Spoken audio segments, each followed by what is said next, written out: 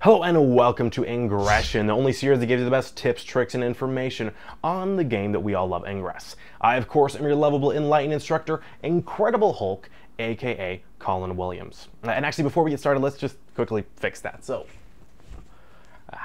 That looks better. Today we're going to cover Pro Tip 7. These are 5 tips that will help you control your scanner easier, get up to 75% more hacks without using multi-hacks, glyph hack faster, and most importantly, make it so no one can hunt your Guardian portal. Yeah, that's right. I'm so excited for this episode. So let's go ahead and open Pro Tip 7. So tip number 1, coming to you from Agent Yarlowbeard. You're walking around downtown, Slurpee in one hand, scanner in the other. There's lots of portals that are close together and you're having a hard time hitting the right one. Your other hand is full, so you can't do the pinch zoom, so you got to do the double tap on the screen in the blank area to zoom in. But dang it, Ingress, you zoomed too far and ruined my hack. This is why we can't have nice things.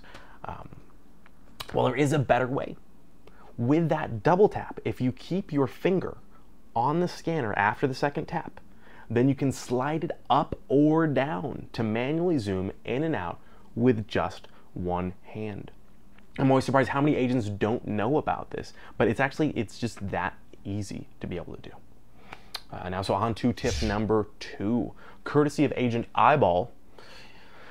You know how portals have that nasty 4-hour wait time between burnout periods? By the way, if you experience a burnout time longer than 4 hours, you might want to call your doctor. Well, the good news is it's not a rolling timer. It starts from the first hack. So let's say that you're on your way to a movie with friends or dinner and you don't have time to fully hack a portal or a farm. If you do just one pass, that will start that burnout timer. That means if you hack once at 6 p.m., your burnout will reset at 10 p.m. So if your movie happens to get out at like 8:30, you can still go get a Slurpee with your friends, chat a little bit, practice that one-handed zoom in and out, then stop back by the portals at 9:45 to get 3 more hacks in.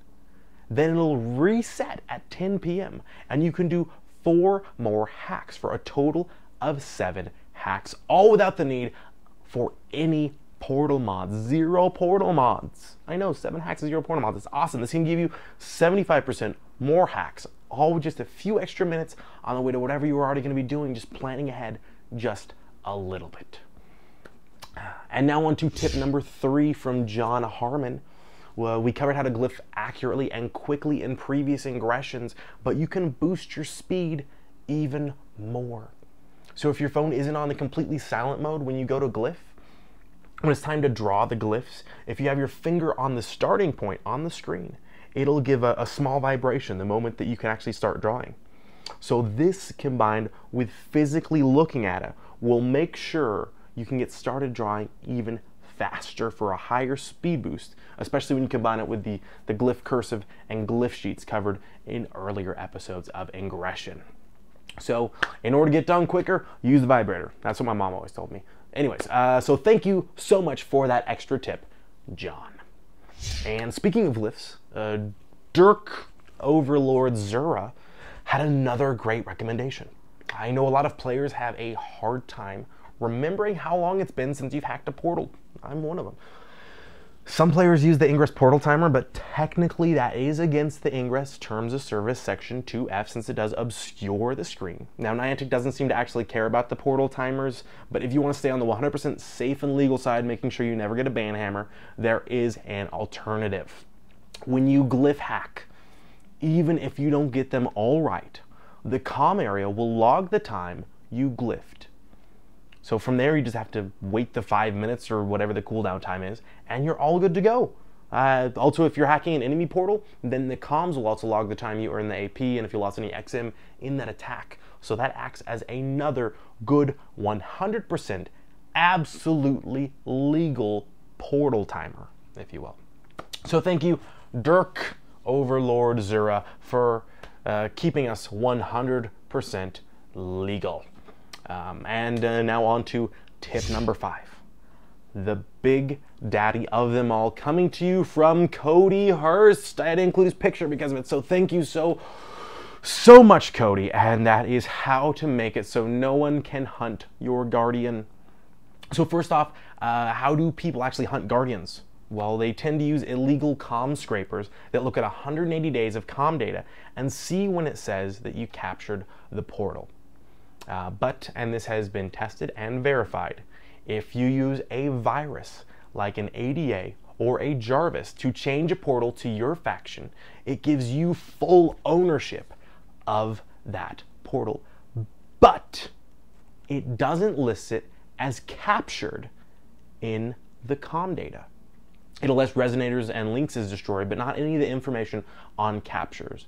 So, who knows how you killed it? And I know you're saying, Colin, but the person who owned the portal will notice. Yes. One person will know that you took it. One person. So here's how you make that even less risky. You can check the player's data to see what level they are. A lower level player, level 1 through 6, likely won't know that you used the virus to take the portal. They probably don't really even know how to use a virus unless they happen to watch this series. And that means that the only person who has the info on what portal is your guardian doesn't actually know what that info means. It's awesome. Now, to find portals to make your guardians easier, you can use the control -- trick we showed you in Pro Tips 1 to see level 1 portals at 40 square miles distance that you might want to use for a guardian. If you're looking at level 2 or 3, you can see even further out. You can scan entire huge swaths of area to find your potential guardian on there. So scan the map, find a portal to virus, and enjoy your non-huntable guardian. Thank you again so much, Cody Hurst, for sharing that tip. And that's going to wrap up Pro Tip 7. Once again, thank you all of the agents that submitted tips: Yarlow Beard, Eyeball, John Harmon, Dirk Overlord Zura, and Cody Hurst. The mission, as always, on Pro Tip series is to see what awesome unknown Ingress tips you have to share. So post them in the comments below. And if we've never heard your tip before and mentioned it on the series, you'll get a shout out just like those awesome agents did as well. And to make sure that you're always getting the latest tips and tricks, remember to hit that subscribe button.